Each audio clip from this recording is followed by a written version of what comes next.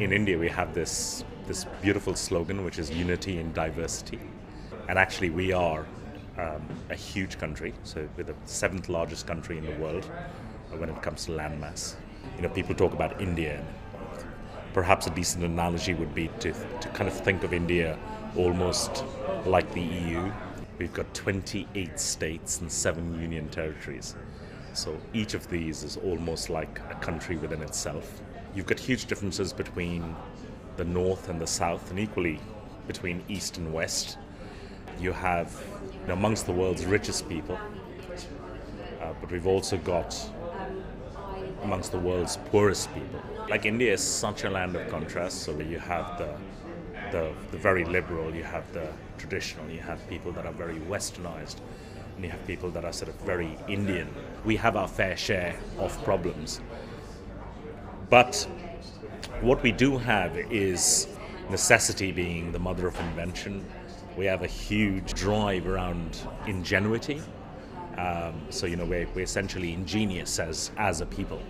Once people get beyond the initial thing of, oh my God, I'm in India, there is this incredible sort of cultural affinity with Britain. The Indian consumer is incredibly sophisticated. The market is actually very complex.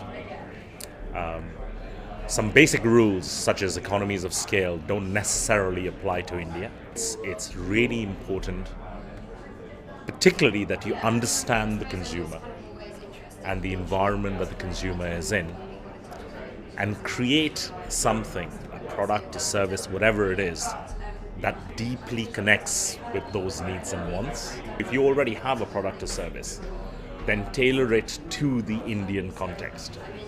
So we have this saying, do not adapt to India, adopt India. Indians have this thing around an aspiration. So if you look at the Tata Nano car, you had to enter a lottery. So if your name came up, then you could buy a Nano. And I think at some stage, it was referred to as the people's car, and I think that started to affect the number of people that really wanted one, putting their names forward, because it was something around, if I've got a car, I've kind of made it, I've got that. So there's this thing around aspiration. We're starting to come into our own. So, a couple of things. We're starting to see the rise of Indian designers.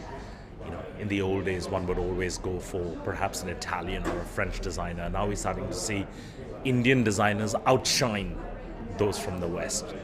We're starting to see the first lot of Indian comedians making fun of Indians, and we're happy laughing at ourselves. We've just come such a long way.